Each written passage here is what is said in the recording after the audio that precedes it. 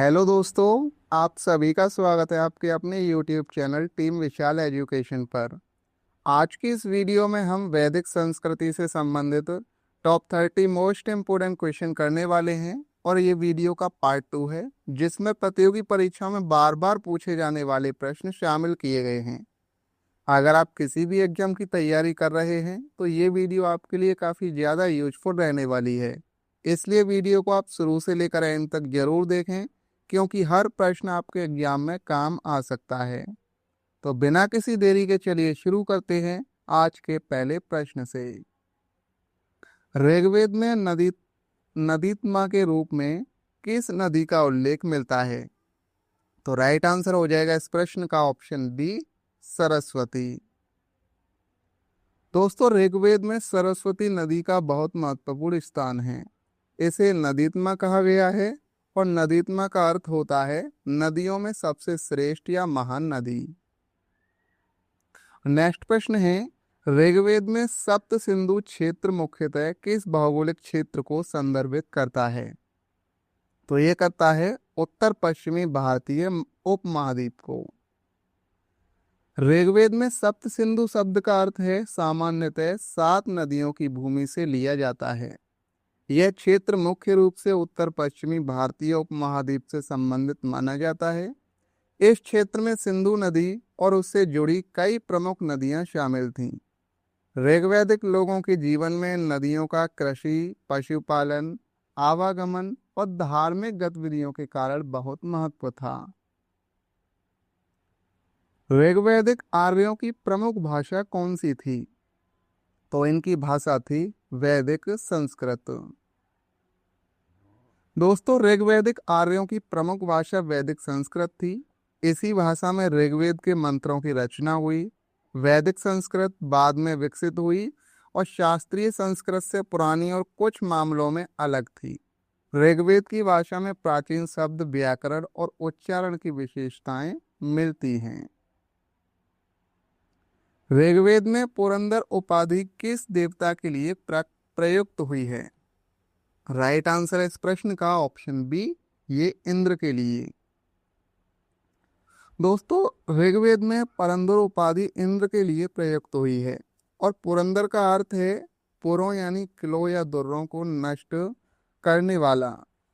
ऋग्वेद में इंद्र को एक शक्तिशाली योद्धा देवता के रूप में वर्णित किया गया है।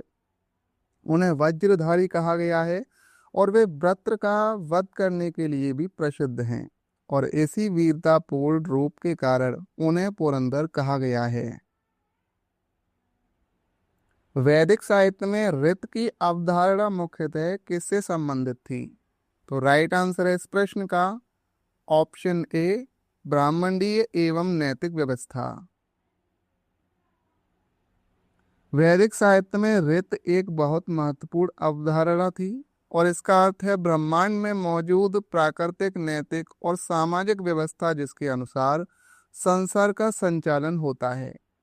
ऋग्वैदिक विचारों में माना जाता था कि सूर्य का नियमित उदय अस्त होना, ऋतुओं का क्रम, नदियों का प्रवाह और प्रकृति की अन्य नियमित घटनाएं इसी ब्रह्मांडीय व्यवस्था के अनुसार होती हैं। ऋग्वेद में वरुण का संबंध मुख्यतः किससे जोड़ा गया है? राइट आंसर है इस प्रश्न का ऑप्शन ए, ऋत एवं नैतिक व्यवस्था। ऋग्वेद में वरुण को मुख्यतः ऋत का रक्षक माना गया है। वे संसार में सत्य, न्याय और नैतिक नियमों की व्यवस्था बनाए रखने वाले देवता के रूप में वर्णित हैं। वरुण को यह भी माना जाता था कि वे मनुष्यों के अच्छे बुरे कर्मों पर नजर रखते हैं। जो व्यक्ति ऋत के विरुद्ध आचरण करता है और वह वरुण के दंड का भागी हो सकता है। वैदिक काल में पनी शब्द का प्रयोग सामान्यतः किसके लिए किया गया है?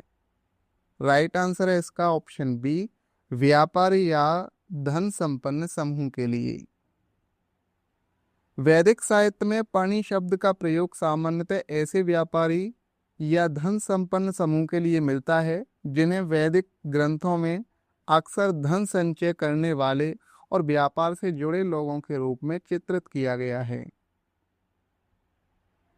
ऋग्वैदिक राजनीतिक व्यवस्था में राजन का पद किस प्रकार का था?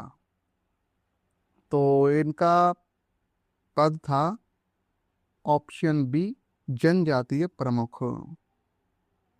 ऋग्वैदिक राजनीतिक व्यवस्था में राजन मुख्यतः जनजातीय समुदाय का प्रमुख होता था और उसका पद आधुनिक समय के निरंकुश राजा जैसा नहीं था। राजन का प्रमुख कार्य जनजाति की रक्षा करना, युद्ध के समय नेतृत्व करना और व्यवस्था बनाए रखना था, और उनके निर्णयों पर सभा और समिति जैसी संस्थाओं का भी प्रभाव माना जाता है। ऋग्वैदिक काल में विदथ क्या था?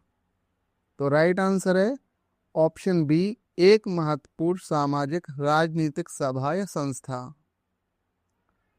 ऋग्वैदिक काल में विदत एक महत्वपूर्ण सामाजिक राजनीतिक संस्था या सभा थी और इसमें जनजाति या समुदाय के लोग मिलकर विभिन्न महत्वपूर्ण मामलों पर विचार विमर्श करते थे।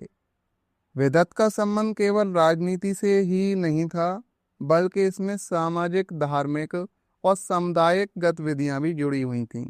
इसलिए इसे ऋग्वैदिक समाज की प्रारंभिक सामुदायिक संस्थाओं में महत्वपूर्ण माना जाता है। सभा और समिति के संबंध में कौन सा कथन अधिक उपयुक्त है? राइट आंसर हो जाएगा इस प्रश्न का ऑप्शन बी, दोनों राजनीतिक सामाजिक संस्थाएं थीं। ऋग्वैदिक काल में सभा और समिति महत्वपूर्ण राजनीतिक सामाजिक संस्थाएं थीं और इनके माध्यम से समुदाय के महत्वपूर्ण मामलों पर विचार विमर्श और निर्णय लिए जाते थे। सभा यानी अपेक्षाकृत सीमित या विशिष्ट लोगों की सभा मानी जाती थी और समिति अपेक्षाकृत व्यापक जन समुदाय की सभा मानी जाती है।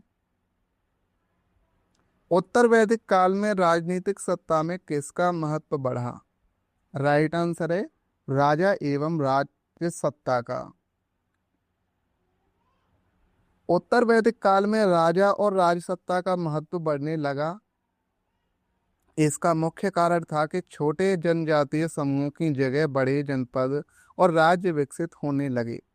राजा की शक्ति पहले की तुलना में अधिक बढ़ी और राज्य प्रशासन, कर व्यवस्था तथा सेना पर उनका प्रभाव मजबूत हुआ, और इसी दौर में राजसूय और अश्वमेध जैसे राजकीय यज्ञों के माध्यम से राजा की सत्ता और प्रतिष्ठा को भी मजबूत किया गया। उत्तर वैदिक काल में आर्यों का विस्तार मुख्यतः किस क्षेत्र की ओर हुआ? राइट आंसर है इस प्रश्न का ऑप्शन ए, गंगा यमुना दोआब एवं गंगा घाटी।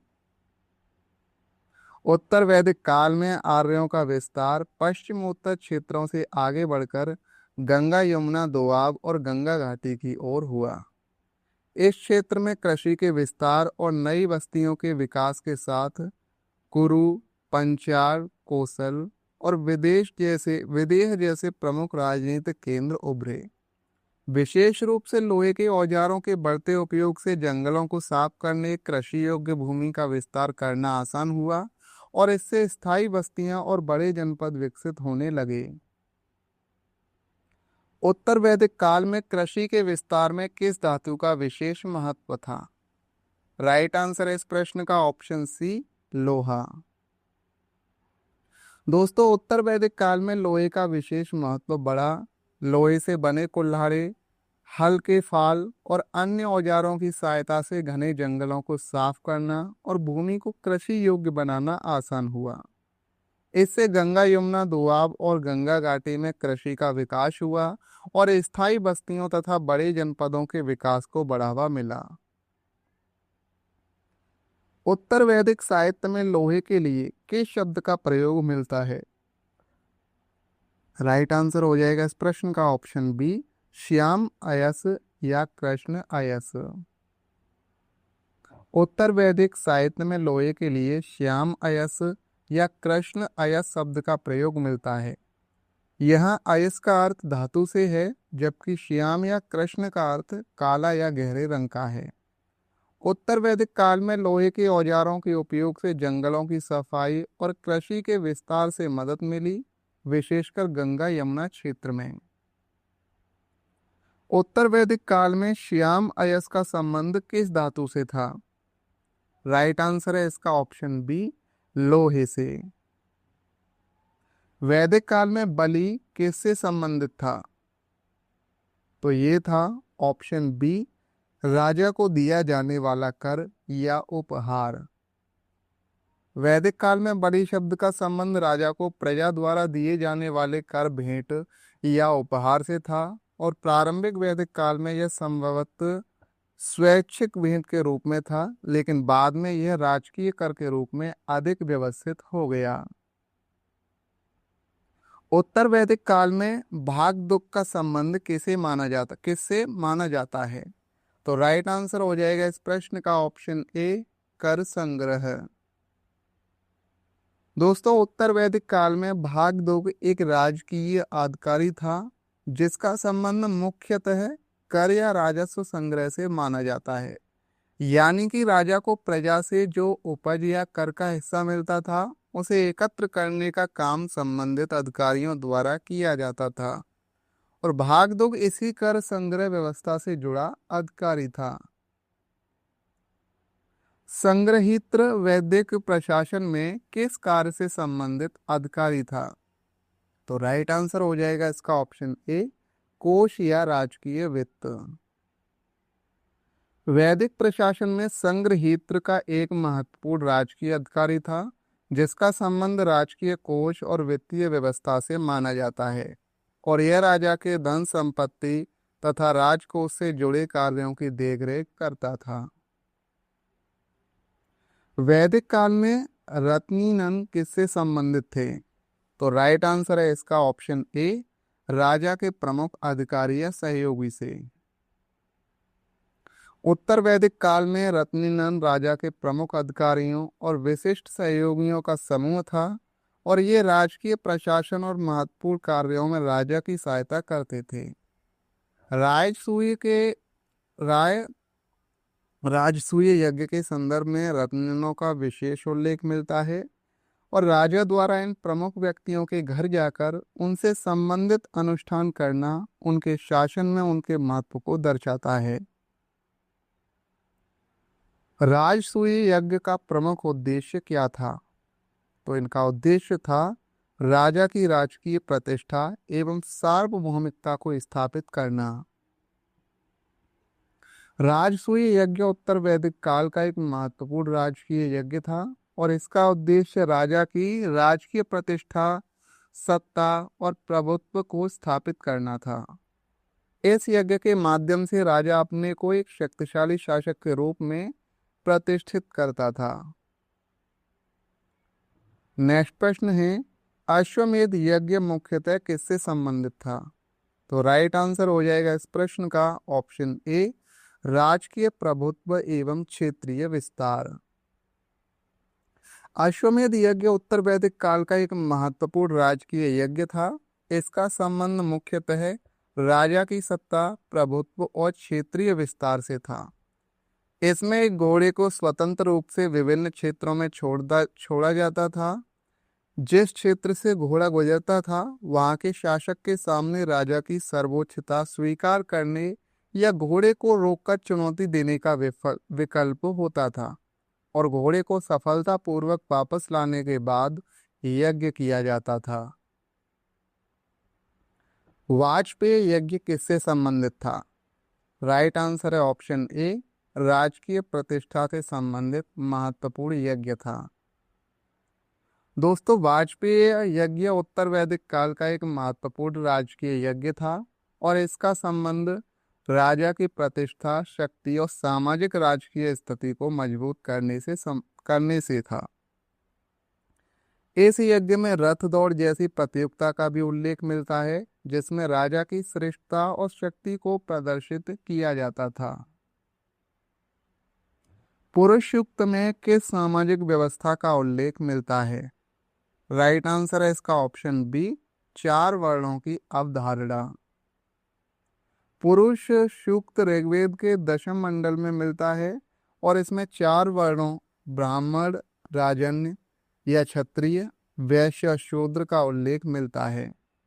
पुरुष युक्त में एक विराट पुरुष की कल्पना की गई है और उसके अलग अलग अंगों से 4 वर्णों की उत्पत्ति का प्रतीकात्मक वर्णन किया गया है। पुरुष युक्त ऋग्वेद के किस मंडल में स्थित है? राइट आंसर है ऑप्शन सी, दशम मंडल में। पुरुष युक्त ऋग्वेद के दशम मंडल में स्थित है। इसे ऋग्वेद 10.90 के नाम से भी जाना जाता है और इस सूक्त में विराट पुरुष की कल्पना के माध्यम से सृष्टि की उत्पत्ति और 4 वर्णों ब्राह्मण, राजन्य, क्षत्रिय, वैश्य और शूद्र का प्रतीकात्मक वर्णन मिलता है। वैदिक काल में उपनयन संस्कार का संबंध किससे था? तो राइट आंसर है इसका ऑप्शन बी, शिक्षा में प्रवेश। वैदिक काल में उपनयन संस्कार का संबंध बच्चे के शिक्षा एवं ब्रह्मचर्य आश्रम में प्रवेश से था और इस संस्कार के बाद विद्यार्थी गुरु के आश्रम गुरुकुल में जाकर शिक्षा प्राप्त करता था और इसी अवसर पर उसे यज्ञोपवीत धारण कराया जाता था और वह वैदिक अध्ययन तथा अनुशासित जीवन की शुरुआत करता था। नेक्स्ट प्रश्न है, वैदिक आश्रम व्यवस्था में ब्रह्मचर्य के बाद कौन सा आश्रम आता था? संन्यास, वानप्रस्थ, गृहस्थ या फिर भिक्षु आता था? राइट आंसर है इस प्रश्न का ऑप्शन सी, गृहस्थ। वैदिक संस्कृति में गोत्र की अवधारणा मुख्यतः किससे संबंधित थी? राइट आंसर है इसका ऑप्शन ए, वंश या कुल पहचान से। वैदिक संस्कृति में गोत्र का संबंध मुख्यतः वंश या कुल की पहचान से था और प्रारंभ में यह किसी ऋषि या पूर्वज से जुड़े वंश को दर्शाने के लिए प्रयुक्त होता था। बाद में गोत्र की अवधारणा का संबंध विवाह नियमों से भी जुड़ गया और विशेष रूप से समान गोत्र में विवाद न करने की परंपरा विकसित हुई। उत्तर वैदिक काल में स्त्रियों की सामाजिक स्थिति के संबंध में कौन सा परिवर्तन सामान्यतः माना जाता है? राइट आंसर है इस प्रश्न का ऑप्शन ए, उनकी स्थिति में कुछ गिरावट आई। उत्तर वैदिक काल में स्त्रियों की सामाजिक स्थिति में ऋग्वैदिक काल की तुलना में कुछ गिरावट मानी जाती है और ऋग्वैदिक काल में महिलाओं को शिक्षा प्राप्त करने, धार्मिक गतिविधियों में भाग लेने और कुछ हद तक सामाजिक जीवन में सक्रिय रहने के अवसर प्राप्त थे। उत्तर वैदिक काल में समाज अधिक पितृसत्तात्मक और सामाजिक रूप से अधिक जटिल होता गया, जिससे महिलाओं की स्वतंत्रता और सार्वजनिक भूमिका कुछ सीमित हुई। हालांकि यह कहना सही नहीं होगा कि सभी स्त्रियों की स्थिति पूरी तरह खराब हो गई थी। गार्गी और मैत्री जैसी विदुषी महिलाओं का उल्लेख उत्तर वैदिक साहित्य में मिलता है। वैदिक साहित्य में शतपथ ब्राह्मण किस वेद से संबंधित हैं? राइट आंसर है ऑप्शन बी, शुक्ल यजुर्वेद से। दोस्तों, शतपथ ब्राह्मण का संबंध शुक्ल यजुर्वेद से है और यह वैदिक साहित्य का एक महत्वपूर्ण ब्राह्मण ग्रंथ है जिसमें मुख्यतः यज्ञों और कर्म कांडों की विस्तृत व्याख्या मिलती है। नेक्स्ट और लास्ट प्रश्न है, ऐत्रेय ब्राह्मण किस वेद से संबंधित हैं? राइट आंसर हो जाएगा इस प्रश्न का ऑप्शन ए, ऋग्वेद। ऐत्रेय ब्राह्मण का संबंध ऋग्वेद से है और यह ऋग्वेद की शाकल शाखा से संबंधित प्रमुख ब्राह्मण ग्रंथ माना जाता है। इसमें मुख्यतः यज्ञों, वैदिक कर्म कांडों और उनसे जुड़े धार्मिक अनुष्ठानों की व्याख्या मिलती है। इसमें प्राचीन वैदिक समाज और राजकीय परंपराओं से जुड़ी महत्वपूर्ण जानकारी भी मिलती है। तो दोस्तों, आज के इस वीडियो के पार्ट 2 में हमने वैदिक संस्कृति से संबंधित टॉप 30 मोस्ट इम्पोर्टेंट क्वेश्चंस को कवर किया है। अगर ये वीडियो आपके लिए हेल्पफुल रही हो तो वीडियो को लाइक करें, शेयर करें और चैनल को सब्सक्राइब करना ना भूलें। अगर आपने इस वीडियो के पार्ट 1 को नहीं देखा है तो आप उसे ज़रूर देखिए और पार्ट 1 का जो लिंक है आपको इसी वीडियो के डिस्क्रिप्शन में मिल जाएगा। आप वहां से उस लिंक पर क्लिक करके पार्ट 1 को देख सकते हैं। तो चलिए मिलते हैं एक और नई वीडियो के साथ। धन्यवाद। जय हिंद।